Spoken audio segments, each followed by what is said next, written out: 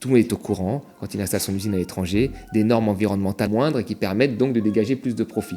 Tout le monde est au courant de ça. Il faut arrêter de faire comme si on découvrait « Ah, au Bangladesh, si les travailleurs ne sont pas exploités, ils y vont d'eux-mêmes ». Le vrai problème aujourd'hui, c'est que ce n'est pas des super profits, c'est que c'est des profits imprévus, qui ne dépendent pas des choix du manager, c'est un profit qui ne dépend pas du travail des salariés, c'est un profit qui dépend d'un élément externe. Et en l'occurrence, cet élément externe, c'est la guerre. Bonjour tout le monde et bienvenue pour ce nouvel Instant Porcher, je suis ravie de vous retrouver. L'Instant Porcher, c'est un petit moment qu'on se prend entre nous avec Thomas Porcher chaque semaine pour décrypter l'actualité car on le sait, le discours est politique et les comprendre est un véritable enjeu démocratique. Au programme aujourd'hui, les universités d'été du MEDEF où on a pu apprendre des choses et l'analyse de cette nouvelle social-démocratie républicaine, humaniste et écologique prônée par Bernard Cazeneuve.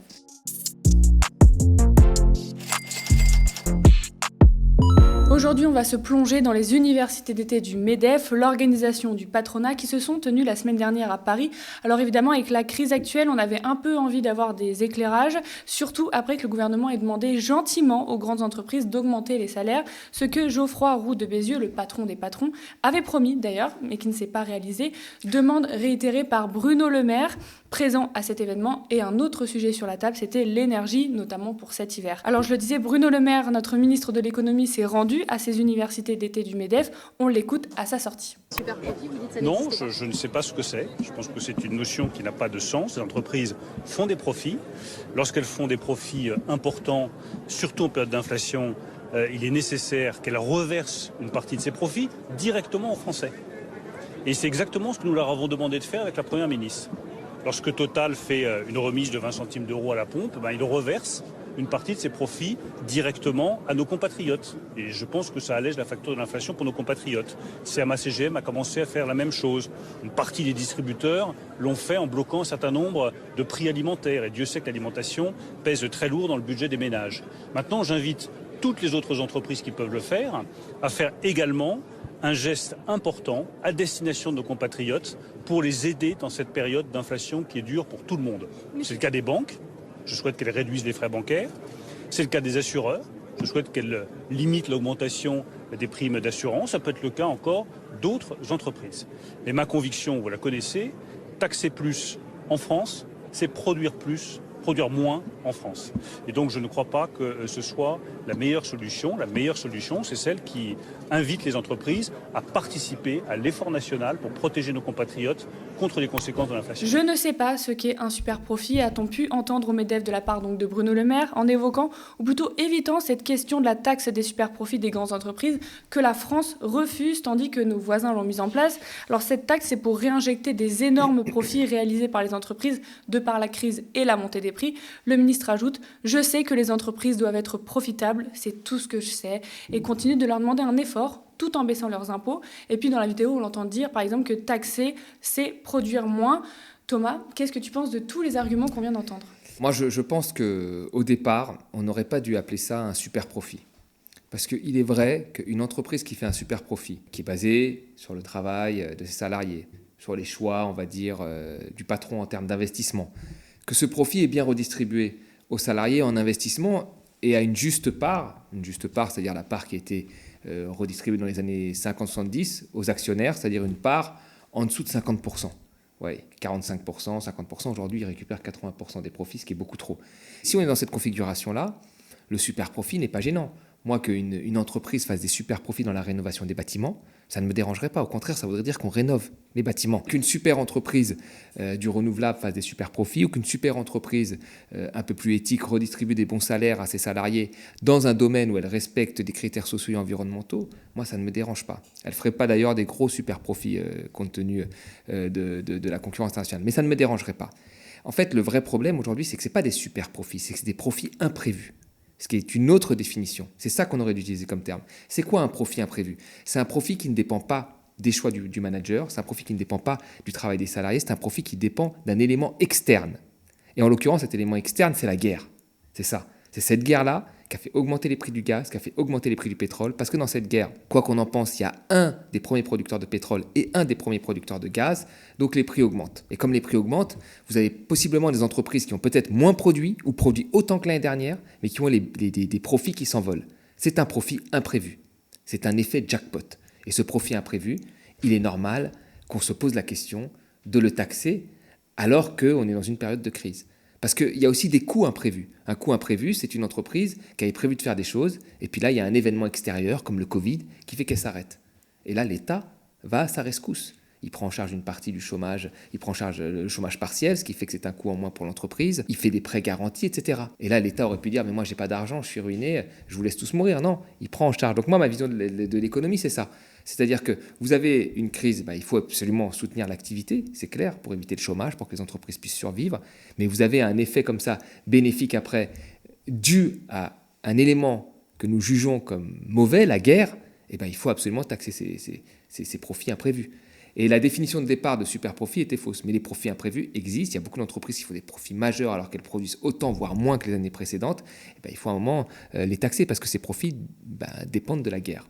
Ça, c'est la première des choses. La deuxième des choses, quand il nous dit il faut taxer moins les entreprises pour créer des emplois et créer de la croissance. Pareil, ça, c'est un petit peu un enchaînement tout fait, limité, parce qu'il y a eu énormément de baisses de taxation qui ont été faites aux entreprises sous le quinquennat de Macron et qui avaient commencé avant, sous le quinquennat d'Hollande. Le CICE, c'est une baisse de charge adressée aux entreprises, ça devait créer 1 million d'emplois. Toutes les études qui ont été faites ont montré que ça a créé 100 000 emplois. C'est rien du tout. 1 million 100 000, on est 10 fois moins. La baisse sur l'IS des entreprises, quel emploi ça a créé ?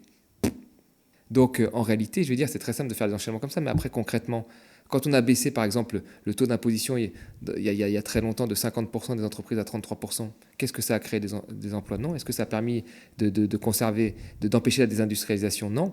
Donc c'est des enchaînements comme ça, tout fait, absolument pas basés sur les chiffres, qu'on agite comme ça et qui fait plaisir au MEDEF. Donc on peut se poser la question quand même de se dire qui est aux manettes, parce qu'on a l'impression vraiment que le but de ce gouvernement, c'est de laisser en fait les entreprises faire, c'est-à-dire de leur offrir tout le temps des cadeaux et de leur dire faites comme vous voulez. Vous voulez faire une ristourne, vous la faites pas, c'est pas grave. Vous voulez augmenter les salaires, on vous demande de le faire, vous le faites pas, c'est pas grave. Mais nous, on sera toujours là pour baisser les impôts parce que baisser les impôts, c'est la solution. Non, c'est pas la solution. Et nous avons des chiffres, on a créé plus d'1 million d'emplois. Mais pareil, c'est des chiffres qui sont complètement fantaisistes, c'est-à-dire que quand Macron est arrivé aux manettes, il y avait 1,5 million d'emplois qui avaient été détruits, à cause de la crise. Nous étions revenus à notre niveau de richesse d'avant-crise. Donc on savait qu'il allait y avoir un élément de rattrapage. Est-ce que ces 1 million d'emplois créés sous Macron sont dus à l'élément de rattrapage qui a mis du temps ou à la politique de Macron ? Est-ce qu'une politique contracyclique de relance, d'investissement, comme je prône, de type keynésienne, n'aurait pas créé beaucoup plus d'emplois ? Je suis persuadé que si. Donc là, voilà, il faut faire attention avec les grandeurs que l'on manipule, et tous les organismes, et des organismes qui sont plutôt proches du pouvoir, montrent que les baisses d'impôts n'ont pas créé les emplois escomptés, comme le disait le MEDEF. Et ça, Bruno Le Maire, s'il avait le courage, il aurait dû leur rappeler.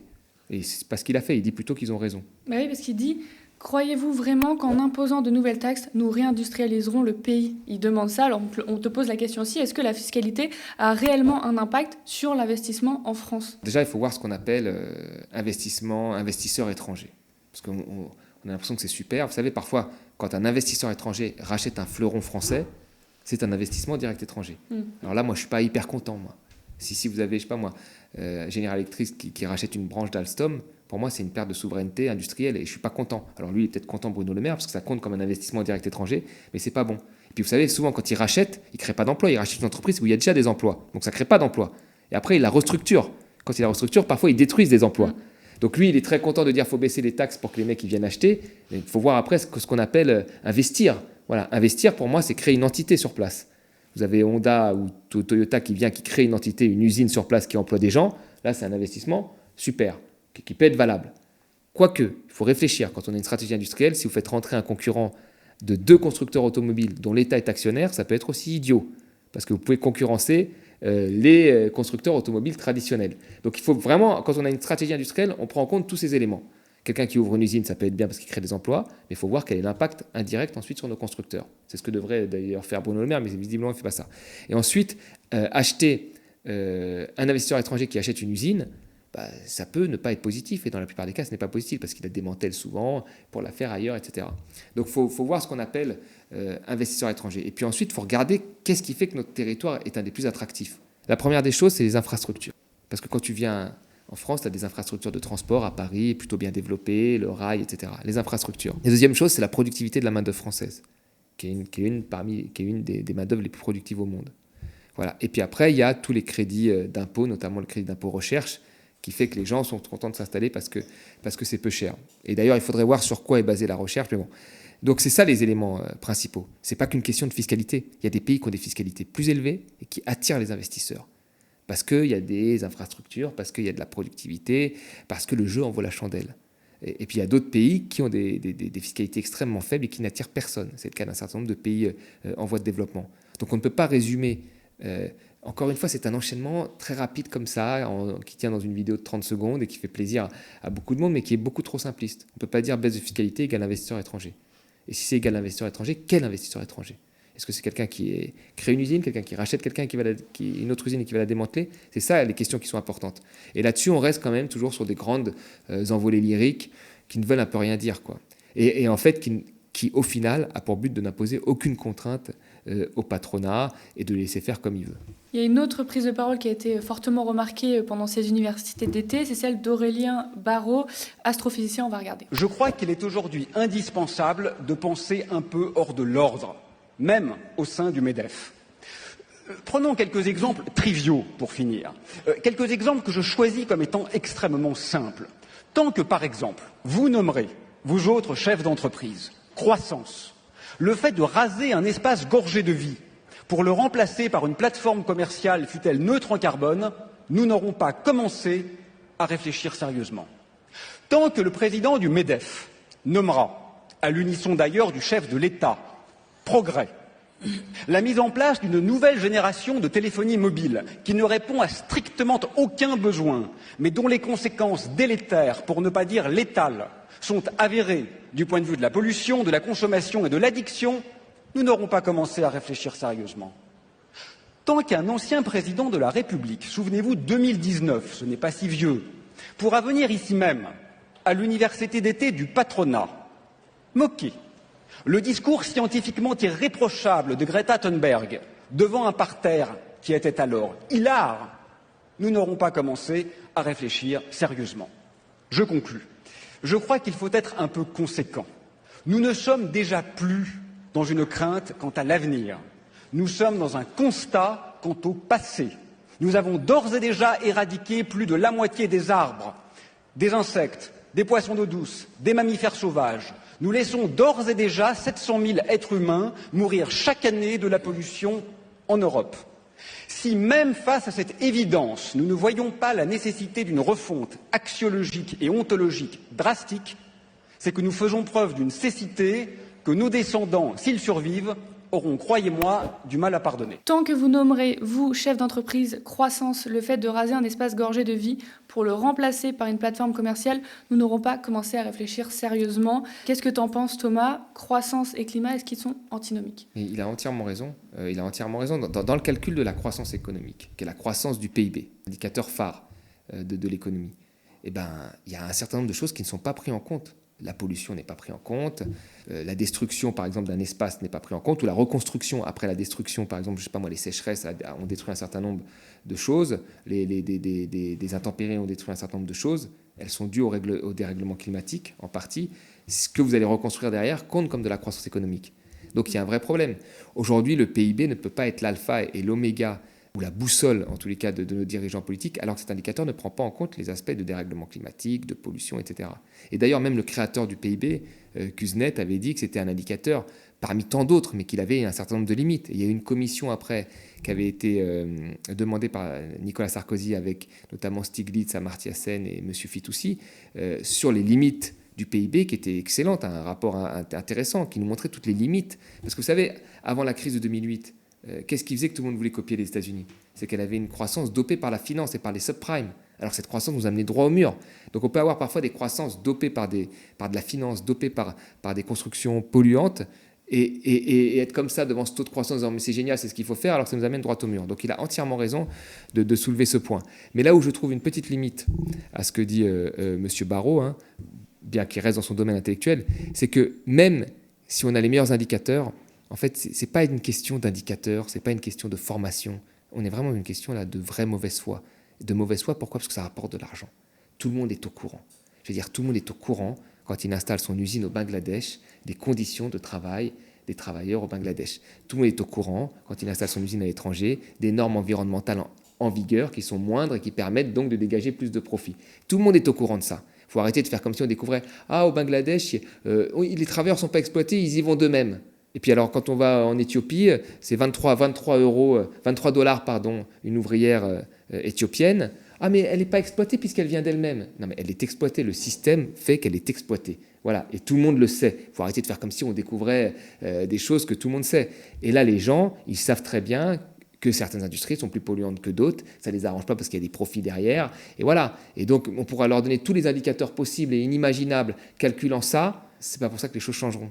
Parce que les gens savent. Et vous savez, sur le PIB, il y a déjà un très grand économiste, Stern, de London School of Economics, qui a calculé l'impact en termes de PIB de la non-action par rapport à l'action. C'est-à-dire, si on agit pour le climat, il y a un impact annuel sur nos créations de richesses. Si on n'agit pas, il y aura un impact à la fin sur notre richesse globale. Et il montre qu'il vaut mieux agir, d'un point de vue du PIB, qu'il vaut mieux agir que ne pas agir. Cette étude a plus de 10 ans. Et est-ce que ça a entraîné une révolution ? Non. Même en utilisant des indicateurs que les gens utilisent, les gens ne changent pas. Parce que derrière, il y a de l'argent. Donc c'est plutôt de la corruption, de la mauvaise foi et de la corruption, qu'une question d'éducation, de formation, dont on entend beaucoup, former les députés, former les chefs d'entreprise. Non. Derrière, il y a de l'argent et les gens savent ce qu'ils font. Voilà, il faut arrêter de les infantiliser. Une autre gauche est possible, c'est le manifeste publié samedi de Bernard Cazeneuve dans le journal du dimanche. L'ancien Premier ministre sous François Hollande, qui n'est plus au Parti socialiste, estime que le PS, justement, piétine son héritage dans une alliance contre nature avec Jean-Luc Mélenchon et tout isé. Alors avec ses 400 signataires, ce manifeste se veut refonder la social-démocratie en fustigeant une gauche dans la confrontation permanente, je cite. Si vous suivez les Instants Porcher depuis l'année passée, vous devez savoir comme moi que ce texte a dû émouvoir Thomas Porcher.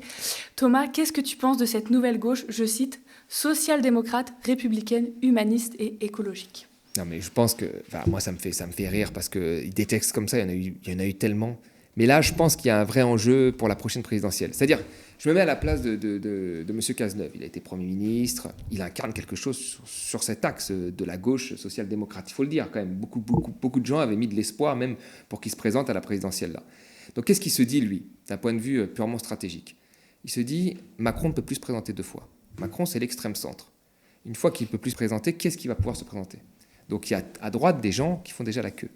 Il y a M. Darmanin, il y a M. Philippe qui pense, tu vois, et il se dit, voilà, tous les gens de gauche, à commencer par Mme Borne, enfin de gauche entre guillemets, mais de l'ancien PS, de Mme Borne et tous ces gens qui ont rejoint comme ça Macron, ils auront quand même du mal à voter pour un Darmanin, ou ils auront du mal à voter pour, quoique un peu moins, pour M. Philippe.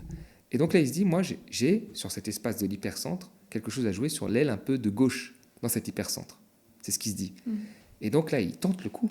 Il a raison. Il dit Macron va laisser derrière lui finalement peut-être une recomposition des partis traditionnels avec la droite et la gauche, puisque chacun veut y aller.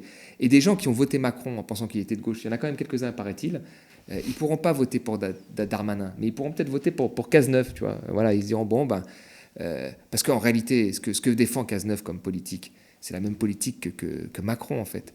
Parce que Macron, c'est la même politique que Hollande. C'est la continuité. Hollande, c'est la loi travail, le CICE. Qu'est-ce qu'il a fait Macron ? Une loi travail un peu complémentaire. Le CICE gravé dans le marbre, il a poursuivi ce qu'a fait Hollande en osant y aller. Et puis Macron, c'était quand même le ministre de l'économie de M. Hollande et puis le conseiller à l'Élysée de M. Hollande. Donc c'est à peu près la même chose. Donc là, il se dit, voilà, je vais jouer ça avec l'aile un peu de gauche, il y a quelque chose à prendre. Donc c'est une tactique, c'est une tactique comme une autre. Et puis en se disant aussi que comme Mélenchon ne veut pas a priori, on ne sait pas, parce que tout est à l'air d'être possible, mais ne va pas se représenter, il se dit qu'il y a peut-être une partie de l'aile qui a accepté en fait d'aller avec Mélenchon pour une question de poste, d'Europe Écologie Les Verts ou du PS qui pourrait après le rejoindre. Donc il y a un choix tactique face à une recomposition des cartes qui va se faire à la prochaine élection présidentielle parce que Macron ne peut pas se représenter. Donc du coup, il y a une place pour la social-démocratie aujourd'hui en France ? Moi, je pense que non. Regardez, Hidalgo a fait un très mauvais score, mais on pourrait, et c'est ce que les gens ont dit, c'est pas moi qui le dis, reporter ça sur la personne ou la mauvaise campagne qu'elle a fait. Yannick Jadot a fait une campagne, c'est pas moi qui le dis, c'est à l'intérieur les termes qui ont fuité, de Macron de gauche ou de Macron écolo, c'est-à-dire crédible, centriste, plutôt vraiment dans le cadre. Il a fait un score pas extrêmement bon, ça n'a pas fonctionné. Donc on voit bien qu'avec le mouvement démographique qui se passe, les gens ont de plus en plus envie de radicalité. Il y a quelque chose comme ça. Et puis même face aux enjeux climatiques, la crise sociale, et je mets climatique parce que c'est celle qui a l'air de réveiller en premier lieu des gens qui étaient un peu endormis. Parce que la crise sociale est là depuis longtemps, elle a réveillé déjà beaucoup de gens. Mais la crise climatique, parfois les gens étaient endormis, là ça les réveille un petit peu. On voit beaucoup d'acteurs, de présentateurs, de gens qui n'ont pas de problème d'argent et qui là se réveillent sur la crise climatique. Mais sur la crise sociale, ça reste encore quelque chose d'un peu abstrait pour eux. Mais la crise climatique montre qu'il faut une certaine radicalité. Et donc je ne suis pas sûr qu'une gauche d'accompagnement qui vous dit bon, on va mettre une petite taxe ici, machin et tout, ça puisse répondre avec le basculement démographique, c'est-à-dire les gens qui vieillissent et qui sont quand même baignés dans une radicalité depuis un certain nombre de temps, ça puisse donner un débouché politique. Après, la politique est remplie de surprises, on le voit bien. Mais j'ai du mal à croire que... Parce qu'aujourd'hui, les gens veulent que les choses changent réellement. Et ce que propose Bernard Cazeneuve, c'est des changements à la marge. Donc ça veut dire que ça ne changera pas ou quasiment pas. Et on l'a vu avec Hollande déjà. C'est fini ça. Ça, c'était bon il y a 10 ans. C'est-à-dire qu'on voulait de l'accompagnement, soit libéral, soit de l'accompagnement de gauche. Alors l'accompagnement libéral, c'est l'accompagnement où on lâche un petit peu encore plus de liberté, on desserre un peu l'étau étatique. Et puis de gauche, c'était, bon, on continue la mondialisation, mais on met quand même quelques supports très légers. Mais je crois que ces gens ne veulent plus de ce discours-là. Et on le voit bien aux dernières élections. Hein, le parti extrême centriste qui réunit finalement la droite de l'époque, et, parce que Sarkozy, c'est un peu Macron, et la gauche, parce que Hollande, c'est un peu aussi Macron, a fait 30%.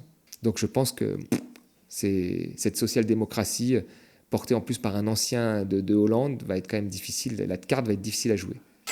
Ils ont des milliards, mais nous sommes des millions. Et si le média débarquait à la télé pour assurer la continuité de nos programmes, pour défendre une information indépendante et différente, mais aussi grandir et devenir une réelle chaîne de télévision, nous avons absolument besoin de vous et de votre abonnement, car nous sommes une coopérative et nous vivons que de la communauté citoyenne.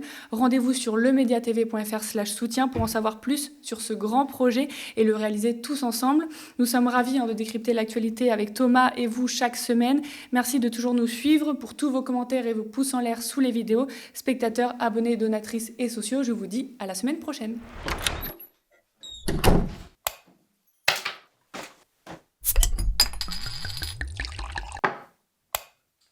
Je sais pas si on a le droit de dire singe parce que on n'a plus le droit de dire on dit quoi les petits soldats maintenant, c'est ça? La violence dans notre société est liée à une immigration qui n'est pas intégrée. Donc là, t'es vraiment un énorme connard. Un délit homophobe, c'est pas grave. Week-end caniculaire. Macron a reçu le président des Émirats Arabes Unis. Ça me donne envie de gagner encore plus d'argent. Cette entreprise en profite. J'ai vu des chefs d'entreprise étrangers. L'horreur. Il fait ce pourquoi doit, à mon avis, être payé un politique. Je suis habitué.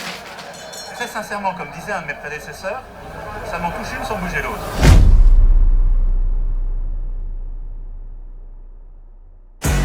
Bienvenue sur la nouvelle antenne 24/7 du Média, avec une grande émission en direct, des flash infos et toutes les émissions que vous aimez. Ne cassez pas votre télé, le Média y fait sa rentrée. Diffusé 24 heures sur 24 et 7 jours sur 7. Soutenez-nous. Aidez-nous à construire la chaîne du peuple.